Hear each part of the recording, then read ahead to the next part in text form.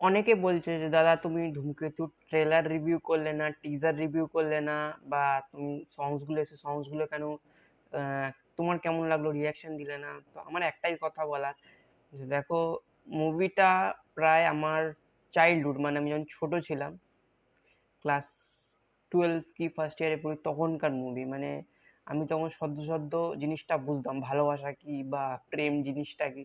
তো তখন চোখের সামনে যদি টলিউড ইন্ডাস্ট্রিতে যদি কাউকে প্রেম জিনিসটা দিয়ে কম্বিনেশন, মানে কম্পেয়ার করা যেতে পারে, মানে রিফ্লেকশন বলা যেতে পারে, এটা দেব শুভশ্রী ছিল। তো আমার কাছে সেই জুটিটার মানে একটা বলতে পারো অন্য লেভেল ছিল। মানে প্রেম বলতে আমি যদি কাউকে বলি যে হ্যাঁ প্রেম করলে কার মতো করতে হবে, দেব শুভশ্রীর মতো করতে হবে।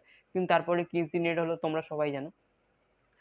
কিন্তু এই জিনিসটা যখন আফটার 10 ইয়ার্স, মানে একটা জুটিকে অনেকদিন বাদে আমাদের দেখার অনেকজনের ইচ্ছা ছিল যে হ্যাঁ একটা অন্তত বাবা মুভি কর।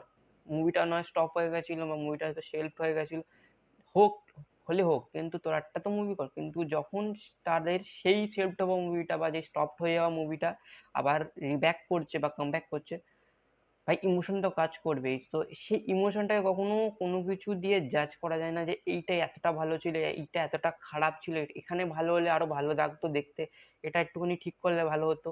সো সেটা জাজ করা যায় না। সো গানগুলো তো যথেষ্ট ভালো, সেটা নিয়ে নো ডাউট সবার ভালো লাগছে।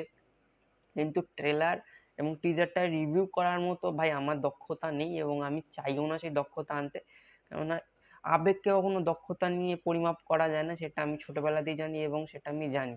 সো আমি করতেও চাই না। এইটুকুই বলার, যে মুভিটাকে ভালোবাসো, কোনো কিছু মাপদণ্ডে মাপতে যেও না, কেননা মাপদণ্ডে মাপতে যাবে তো ভালো লাগা জিনিসগুলো খারাপ লাগবে।